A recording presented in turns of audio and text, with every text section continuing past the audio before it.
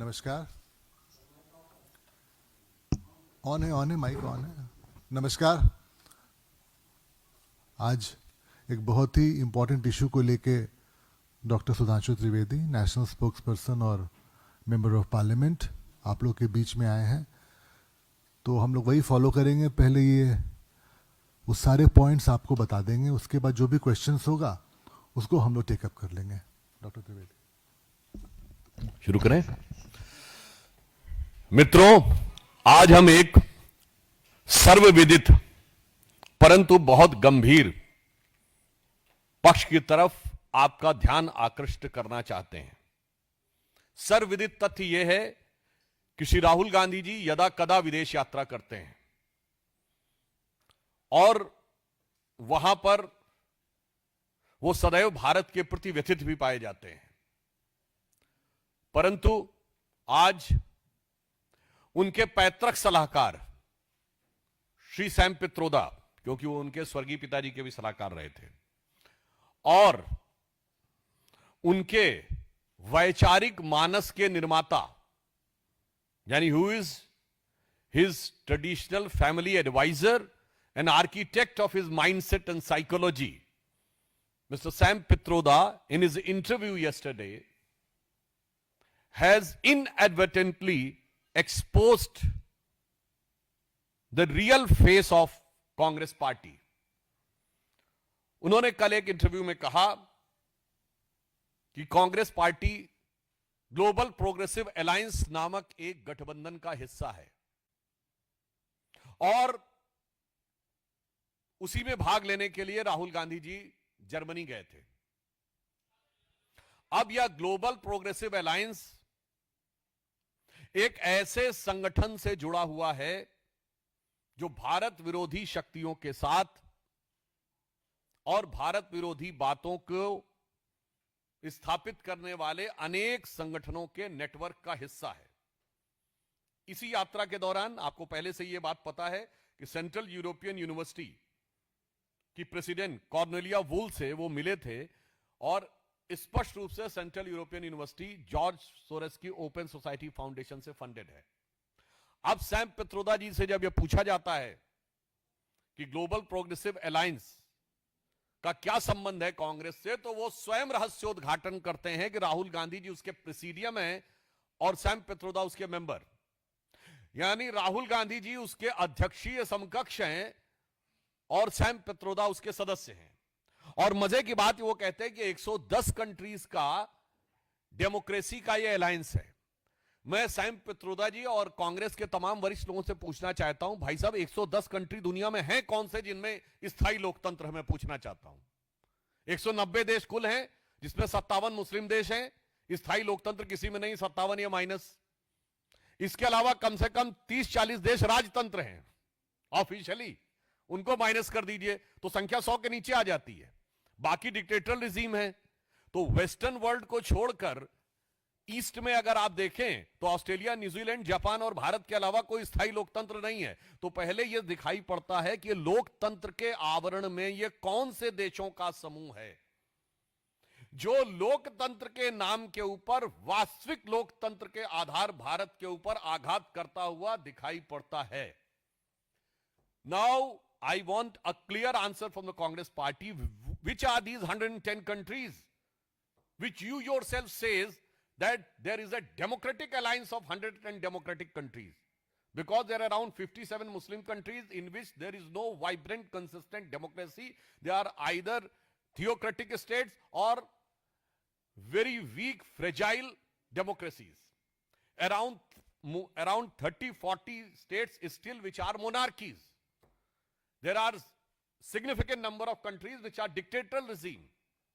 So which are these countries which in the disguise of democratic countries try to damage the cradle of democracy in the world, that is India? Because there are only 33-34% population which is under democracy in the world, out of which 17% are we. Other than the Western world, in East only India, New Zealand, Australia and Japan are the consistent, strong, vibrant democracies.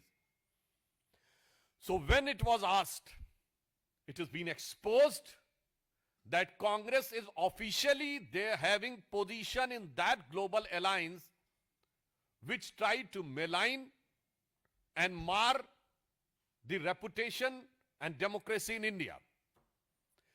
उसके बाद उनसे सवाल पूछा जाता है कि George source के साथ जुड़े लोगों के साथ वो उठते बैठते हैं, तो वो क्या कहते हैं, मुझे कोई फर्क नहीं पड़ता.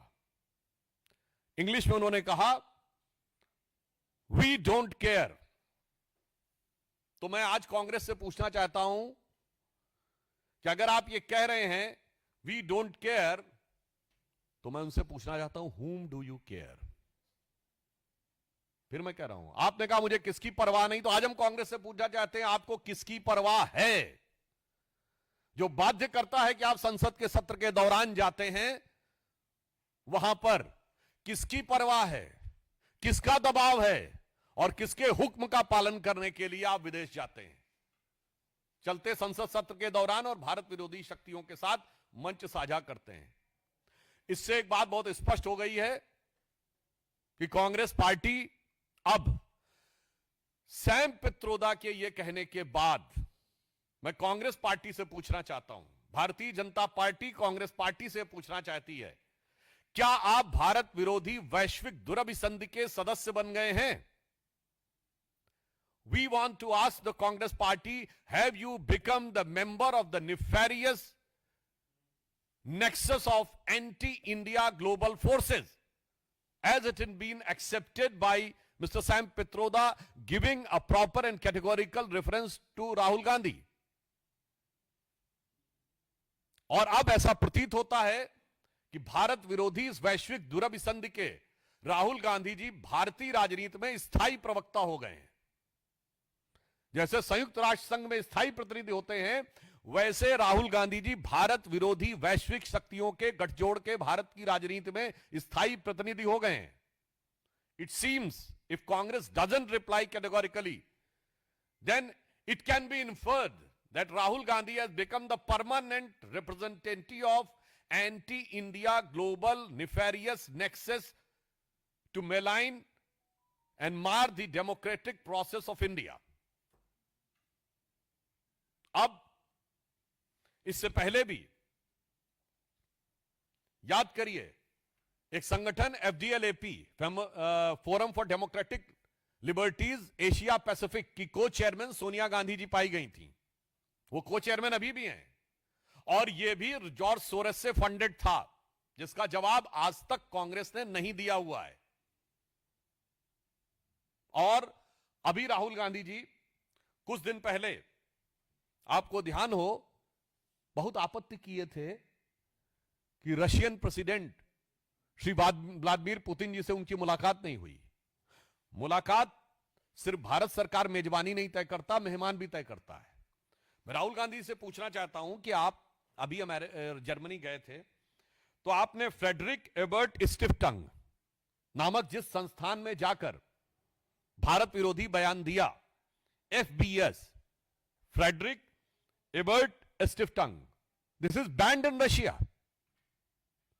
since 2025. The Department of Ministry of Justice in April 2025 of Russia has stopped all the activities of this organization in Germany. अब आप बताइए, आप किसी देश के द्वारा अनलॉफुल और देश विरोधी घोषित किए गए संगठन के फोरम पे जाकर भाषण देंगे, फिर कहेंगे कि वो देश आपको मिलना नहीं चाहता आपसे. इससे यह स्पष्ट हो जाता है. और इससे पहले भी आप लोगों को यदि विस्मृत हो गया हो तो मैं दोबारा स्मरण दिलाना चाहता हूं कि 23 जनवरी 2020 को वर्ल्ड इकोनॉमिक फोरम डावोस में जॉर्ज सोरस ने बाकायदा कहा था कि दुनिया में सिविल सोसाइटी को दोबारा स्थापित करने के लिए और नेशनलिस्ट फोर्सेस को समाप्त करने के लिए $1 बिलियन उन्होंने रखा है. और भारत और प्रधानमंत्री श्री नरेंद्र मोदी जी का नाम उन्होंने सिंगल आउट करके कहा था. यानी अब ये कोई ढकी छुपी बात नहीं है. कि on 23rd of January 2020, George Soros in the World Economic Forum in Davos has categorically pledged $1 billion to establish the battle for erosion of civil society and fights nationalist. Again, I am emphasizing, fight nationalist. It means those who are fighting are definitely not nationalist. And then he said that during the speech, he singled out India, calling the rise of nationalism under Modi government as the biggest and frightening setback. यानी भारत में श्री नरेंद्र मोदी जी के नेतृत्व में राष्ट्रवाद का उदय उनके लिए बहुत गंभीर धक्के के समान है। अब इससे एक बात और स्पष्ट हो गई है कि राहुल गांधी जी को कांग्रेस और कांग्रेस पार्टी के द्वारा सत्ता प्राप्ति की समस्त संभावनाएं समाप्त होती नजर आ रही हैं। इसलिए सिर्फ वो भारत विरोधी विदेशी शक्तियों के आधार पर सत्ता पाने का दिवा स्वप्न देख रहे हैं, क्योंकि अगर वो ये कहते हैं कि उनको चुनाव में वांछित सफलता नहीं मिलती, तो मैं आप सबसे पूछना चाहता हूं, आपने कितनी बार कांग्रेस के कार्यकर्ता सम्मेलन देखे हैं विगत 11 वर्षों में? राहुल गांधी जी को प्रोजेक्ट करने की यात्राएं देखी हैं? हमारी पार्टी में बूथ लेवल वर्कर्स के सम्मेलन जिलों जिलों में होते हैं। कांग्रेस के कितने सम्मेलन आपने देखे? मंडल अध्यक्ष स्तर के कितने सम्मेलन देखे? जिला अध्यक्ष, जिला स्तर के कार्यकर्ताओं के कितने प्रशिक्षण वर्ग देखे? सांसदों का अभी प्रशिक्षण वर्ग 2 महीना पहले हुआ था। आप सबने माननीय प्रधानमंत्री जी की फोटो देखी होगी, वो पीछे की रो में बैठे हुए थे और युवा सांसदों को आगे करके उनके भाषण दिए गए, फिर ग्रुप से बात। ऐसा कोई कार्यक्रम देखा कांग्रेस के द्वारा? प्रधानमंत्री मोदी जी के जन्मदिन से महात्मा गांधी जी के जन्मदिन तक सेवा सप्ताह मनाया, भाजपा कार्यकर्ताओं को आपने सेवा करते देखा? कांग्रेस का कोई ऐसा कार्यक्रम देखा? सांसद खेलकूद स्पर्धा भाजपा के और एनडीए के सारे सांसद कर रहे हैं, अब तक 1 करोड़ युवा उसमें सहभागिता कर सके। धरातल पे कांग्रेस के सांसदों को ऐसा कोई काम करते देखा? यानी वो एक ऐसा बल्लेबाज हो गया जो नेट प्रैक्टिस करता नहीं है और मैच में आउट होने पे एम्पायर को दोष देता है। और सिर्फ इतना ही नहीं है, नेट प्रैक्टिस नहीं करते हो तो अलग है, आपस में लड़ते खूब है। कांग्रेस जहां जहां सत्ता में है, हम विपक्ष में थे तो हमने मॉडल दिया था। गुजरात का मॉडल था, मध्य प्रदेश की सरकार ने एक मॉडल दिया था, जब यूपी में हमारी क्लियर मेजॉरिटी की सरकार आई 90 के दशक में, वहां हमने एक मॉडल दिया था। मगर कांग्रेस ने क्या मॉडल दिया? आपकी सरकार है, दिखाइए। कर्नाटक में आपको प्रस्तुत करना चाहिए, एक गवर्नेंस का मॉडल है। हिमाचल में गवर्नेंस का मॉडल दिखाइए, तेलंगाना में गवर्नेंस का मॉडल दिखाइए। तो वहां मॉडल क्या रहता है? जहां सत्ता में आते हैं आपस में लड़ते हैं। राजस्थान में गहलोत जी और पायलट जी लड़ते रहे जब तक सत्ता रही। छत्तीसगढ़ में के.एस. सिंहदेव और भूपेश बघेल लड़ते रहे जब तक सत्ता रही। अब कर्नाटक में डी.के. शिवकुमार और सिद्धारमैया लड़ रहे हैं। यानी ये ऐसे खिलाड़ी हैं जो नेट प्रैक्टिस करते नहीं और दोनों बैट्समैन एक दूसरे से लड़ते हैं और रन आउट होने पे एम्पायर को दोष देते हैं और फिर स्टेडियम के बाहर किसी से कोशिश करते हैं कि किसी तरीके से मैनेज करके हारे हुए मैच को जीता साबित कर दिया जाए। मुझे लगता है कि भारत के लोकतंत्र के लिए एक बहुत गंभीर और खतरनाक सवाल पैदा करता है। इसलिए हम आज कांग्रेस पार्टी से पूछना चाहते हैं कि आपने जो ग्लोबल प्रोग्रेसिव अलायंस में राहुल गांधी जी के प्रेसिडियम होने और सैम पित्रोदा के सदस्य होने का रहस्योद्घाटन किया है, इस संगठन की भारत विरोधी शक्तियों के साथ जो संधि है उसमें कांग्रेस का क्या रोल है। और इसीलिए मैं विनम्रता से पूछना चाहता हूं, राहुल गांधी जी ने भारत की प्रतिद्वंदी देशों की बहुत बार तारीफ की है। उन्होंने कहा चाइना जो है वो बेरोजगारी से निकल आया है। चाइना में बेरोजगारी का डाटा अगर इस समय देखें 17% है, भारत में 5% है। चाइना ने पिछले महीने रियल एस्टेट सेक्टर का डाटा देना बंद कर दिया है, सेल्स का।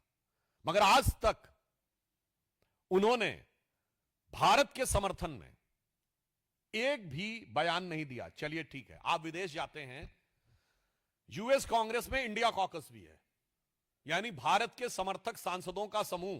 कितनी बार आप उनसे मिले? कितने चेयरमैन से मिले हैं आप उनके? भारत के समर्थक थिंक टैंक्स जो हैं, मैं थिंक टैंक्स का नाम लेके उनको कैटेगराइज नहीं करना चाहता, मैं खुद गया हूं ऐसे 3 थिंक टैंक्स में 2-3 बार। भारत के समर्थक माने जाने वाले थिंक टैंक्स में राहुल गांधी ने कितनी बार शिरकत की है? भारत समर्थक सांसदों से भारत समर्थक उद्योगपतियों से, भारत समर्थक विचारकों से कितनी बार मुलाकात की है? हमेशा भारत विरोधी शक्तियों के साथ ही मुलाकात करते हैं। इससे यह समझ में आता है कि इनके मन की जो भावना है वो इस समय कांग्रेस पराजय से कुंठाग्रस्त है, तो वो कुंठाग्रस्त भी है, घुसपैठिया परस्त भी है, और वैसे लस्तपस्त है, और विपक्ष से भारत विरोधी शक्तियों का समर्थन पाने के लिए आश्वस्त है। तो आज मेरा कांग्रेस से मानना है कि वो इस विषय पर अपने संबंध को स्पष्ट करें, और अगर आप नहीं करेंगे तो याद रखिए देश की जनता बहुत प्रबुद्ध है और वह बात बहुत गंभीरता से देख रही है। जिसे कहते हैं जो चुप रहेगी जुबान खंजर तो लहू पुकारेगा आस्तीन का।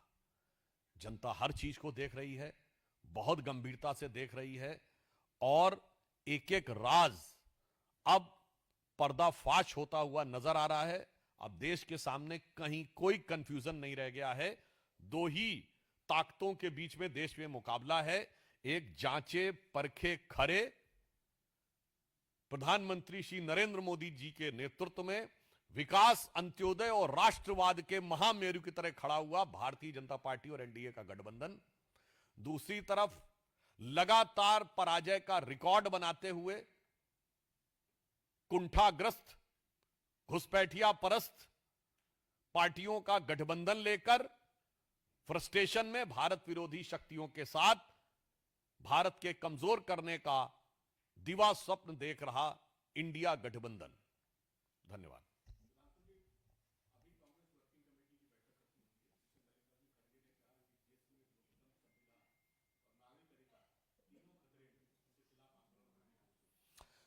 देखिए, इस विषय में मैं सिर्फ इतना कहना चाहूंगा कि जो लोग ये कहते हैं कि बोलने की स्वतंत्रता और अन्य अन्य चीजों के बारे में, आज डिजिटल जमाना है और पिछले 11 वर्षों में आप सब लोग जाके चेक कर लीजिएगा, प्रधानमंत्री श्री नरेंद्र मोदी जी के विरुद्ध आलोचना नहीं, अपमानजनक नहीं, अपशब्द नहीं, भद्दी गालियां नहीं, मौत की कामना करने के बयान देकर भी जलवाए जलाल के साथ लोग राजनीति कर रहे हैं और उसके बाद हमको भाषण दे रहे हैं। मैं पुनः कहना चाहता हूं, खड़गे जी, आपके राज्य में तो स्थिति यह है कि सीएम बदलने की बात आती है और राष्ट्रीय अध्यक्ष होकर आपके मुंह से निकल जाता है कि हाईकमान तय करेगा। तो आप अपने राज्य में तो निर्णय लेने की स्थिति में नहीं हैं, आप लो कमांड हैं, तो हाई कमांड को आप डिक्टेट नहीं कर सकते हैं। तो मुझे लगता है देश को प्रवचन देने से बचने का प्रयास करना चाहिए। आत्मावलोकन करिए, आत्म प्रवंचना नहीं, सेल्फ इंट्रोस्पेक्शन करिए, सेल्फ डिसेप्शन नहीं।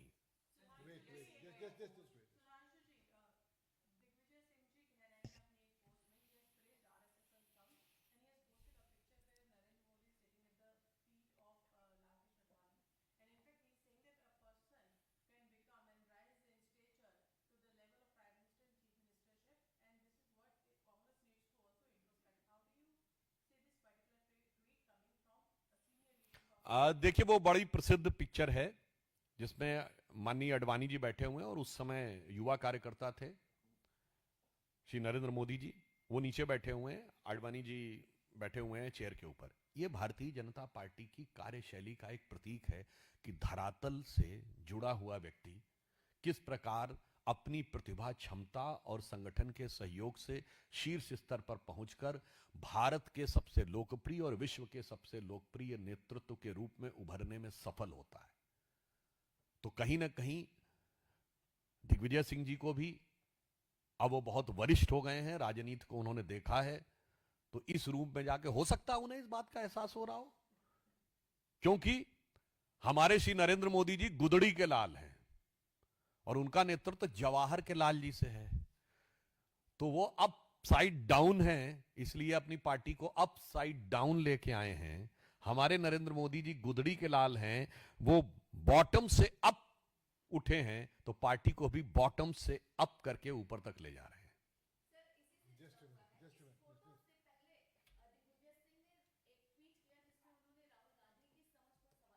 मुझे लगता है ये कांग्रेस का अंदरूनी मामला है, उसमें कोई बहुत महत्वपूर्ण बात नहीं है। आपने जो सवाल किया इस पे मुझे एक चीज और ध्यान आ गई। राहुल गांधी जी की समझ पे सवाल दिग्विजय सिंह जी ने नहीं उठाया है। बैरक ओबामा ने अपनी किताब द प्रॉमिस लैंड में चैप्टर नंबर 24 में लिखा है, and I quote, Rahul Gandhi has a nervous uninformed quality about him as if he were a student who's done the coursework and was eager to impress the teacher but deep down lacked either the aptitude or the passion to master the subject. यानी वो एक ऐसे छात्र की तरह हैं जो अपने टीचर को प्रभावित करने की छटपटाहट में बहुत कुछ भाव भंगिमा तो दिखा रहा है, पर वास्तविक ज्ञान और गंभीरता का उसमें अभाव है। अब यहां पर मैं एक और बात कहना चाहता हूं। भाई साहब, यूएस प्रेसिडेंट किसी के बारे में अगर ओपिनियन बनाता है तो ये यूएस में बहुत डाउन द लाइन आर्काइव्स में जाता है। उसके बाद यूएस में उनको बुलाया जा रहा है बड़ी बड़ी यूनिवर्सिटीज के द्वारा। ये अपने आप में आश्चर्यजनक नहीं लगता आपको? मतलब ये तो अमेरिकन सिस्टम के लिए मैं पूछना चाहता हूं, उनके लिए एक फूड फॉर थॉट है मेरा, and I want to put for a food for thought for American establishment. If your president has this type of opinion about a person, then how he can be allowed and how he was invited for Ivy League universities to give a objective view, and the view can be considered objective. This questions the objectivity and neutrality of the entire foreign visits of Rahul Gandhi.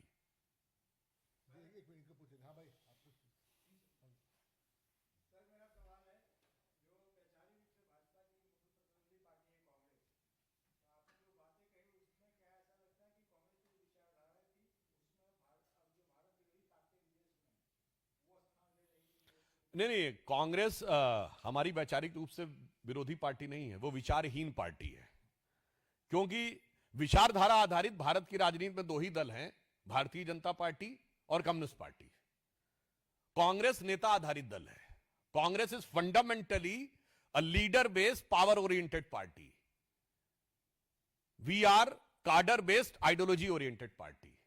तो विचारधारा वाली party हम हैं, और उनकी विचारधारा इस समय एक है, जैसे पानी के बगैर मछली छटपटाती है, वैसे सत्ता के बगैर कांग्रेस छटपटा रही है। और यह बात मैं ऐसे ही नहीं बोल रहा हूं। 2014 में उनको लगा था कि तुक्का लग गया, 19 में तो हम आ जाएंगे। आपने देखा होगा 19 के बाद छटपटाहट बढ़ी है।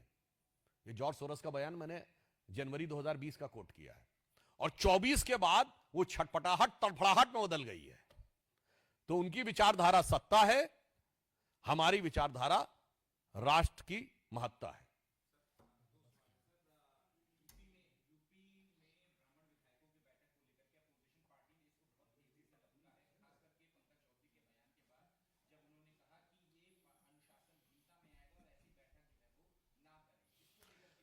देखिए, इस बारे में पार्टी की प्रदेश यूनिट अपना विचार व्यक्त कर चुकी है, और भारतीय जनता पार्टी सभी वर्गों का सम्मान, सबका स्थान और सबके उत्थान के विचार के ऊपर आधारित होकर चलती है।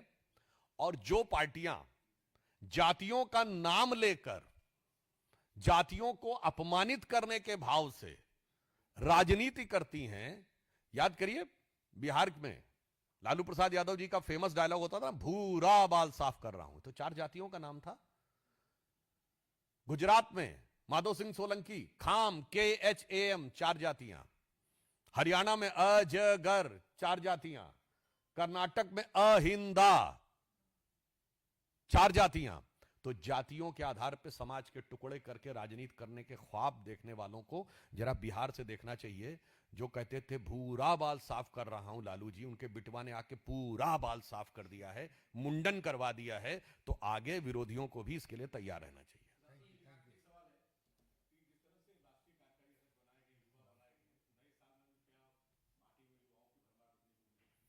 ये हमारे केंद्रीय नेतृत्व का प्रोरोगेटिव है, और आपको देखने को मिलेगा जैसे समय समय पे एक से एक प्रभावी नेतृत्व भारतीय जनता पार्टी से मिलना। और वैसे एक मैं आपको बात बता दूं, मैं आप सबके लिए कहता हूं, पार्टियों में अंतर क्या होता है। आज हमारे कार्यकारी राष्ट्रीय अध्यक्ष श्री नितिन नवीन जी बने हैं। आप में से किसी को इस विषय की जानकारी नहीं होगी बनने से पहले।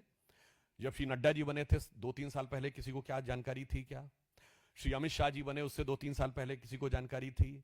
श्री नितिन गडकरी जी बने उससे पहले कोई 2-3 साल पहले किसी को जानकारी थी? श्री राजनाथ सिंह जी दिसंबर 2005 में बने, 2-3 साल पहले किसी की जानकारी थी? ये होता है कार्यकर्ता आधारित व्यवस्था। और आज मैं आपसे पूछूं, जब अमृत काल समाप्त होगा 2047 में भाजपा का राष्ट्रीय अध्यक्ष कौन होगा? कोई नहीं बता सकता आप में से, मगर कांग्रेस में बता सकता है कि अगर पार्टी रही तो राष्ट्रीय अध्यक्ष या वास्तविक राष्ट्रीय अध्यक्ष यानी राष्ट्रीय अध्यक्ष या हाई कमांड जिसके हाथ में कमान होगी वो इसी परिवार से होगा। सपा राजद में यदि पार्टी रही तो कमान इन्हीं के हाथ में होगा और जितने भी क्षेत्रीय दल हैं उनमें कमान इसी के हाथ में होगा। इसीलिए मैंने कहा ये leader based power oriented parties का पैटर्न है, हमारा कार्डर बेस्ड आइडियोलॉजी ओरिएंटेड पार्टी का पैटर्न है।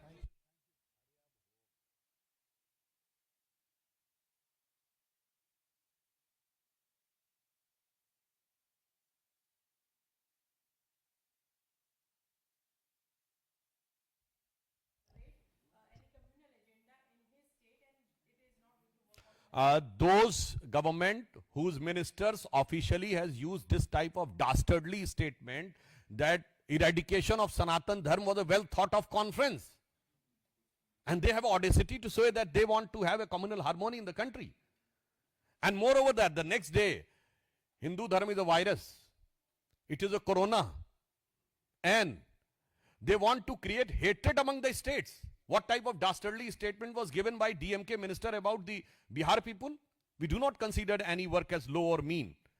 What he has said कि बिहार वाले लोग यहां पर टॉयलेट साफ करने के लिए आते हैं. And not only this, you remember in 2023 when BJP won Rajasthan, Madhya Pradesh and Chhattisgarh, there was a statement by DMK minister कि BJP सिर्फ गोमूत्र के राज्यों में जीत सकती है. So I would like to convey it through you to Mr. Stalin that you want to create a disharmony among states by using the word कि BJP गोमूत्र के राज्यों में जीत सकती है. We have expanded down the south and others, that's altogether different. But one thing मैं DMK से कहना चाहूंगा, there is a antifungal, antibacterial, medicinal patent for gomutra in US and the patent number is 6410059. Kindly convey it to Stalin ji and his ministers that you are saying that the BJP can only win in the gomutra states and there is a US patent for antibacterial, antifungal, medicinal properties for gomutra, that is 6410059. So you have to clean your Macaulay Marxist mindset or the Stalin's legacy through gomutra, then you will be able to have an organic, natural mindset to witness the real India.